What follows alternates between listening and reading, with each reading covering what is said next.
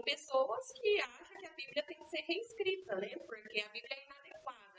Então, pode-se entender que essas pessoas que fazem essa adoração distorcida, essa adoração, assim, né, cheia de fantasia, são pessoas que entendem que Deus, ele é inadequado, ele não se adequa à geração de hoje. É um Deus, digamos assim, retrógrado. Né? A gente pode pensar por essa forma, assim? Na verdade, assim, você falou que ele tem que ser reescrita. Legal, né? Por quê?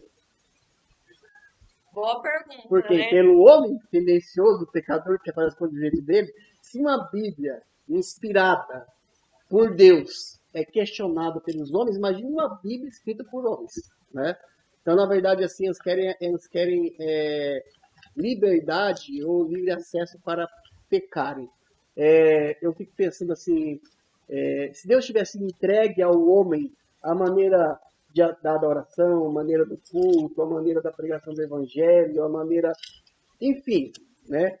Imagine como as coisas, se Deus não entregou e a gente vive uma realidade triste hoje, não com a pregação do evangelho, em relação à adoração, em relação às igrejas, se ele não entregou, a gente vive isso. Já pensou se ele tivesse entregue, né? Por exemplo, assim, quando Deus mandou que Noé construísse a arca, então, assim, passou as medidas da arca, a gente capítulo 6 lá, do 10 em diante, ele passou as medidas da arca, falou que ela tinha que ser feita, quantos pavimentos, tudo. Ele falou quantas janelas tinha que ter, quantas portas tinha que ter, né?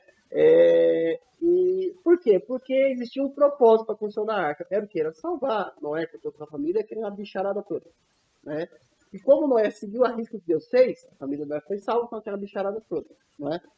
Porém, as inovações de hoje, o que as pessoas têm feito hoje, elas têm levado a multidão mais para longe de Deus do que para perto de Deus. Né? Hebreus 8 fala de Moisés. Né?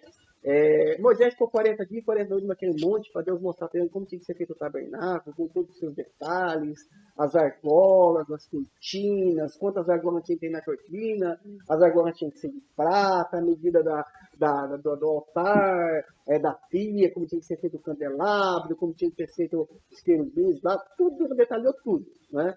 E Hebreus 8:8 ele diz assim para Moisés: olha, eu faço Moisés, você faz tudo conforme se te mostrou no monte. Né?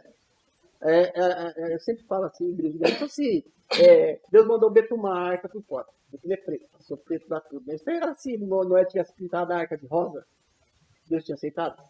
Né? Será que se Moisés, na hora de construir a arca da aliança, em vez de colocar os querubins voltados com as asas para cima, ele tivesse colocado eles de costas com as asas para fora, será que Deus teria aceito? A gente tem que entender que Deus não aceita qualquer coisa. E as pessoas hoje acham que aceita.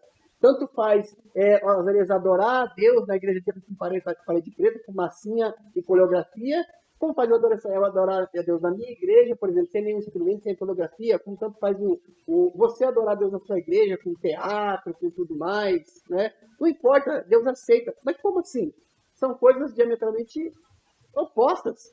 Deus não pode aceitar o culto dele, da igreja dele, como ele faz, né? Com essa fumacinha, parede preta e coreografia. O culto que você faz com teatro, com tudo. E o meu culto que eu faço sem nada disso.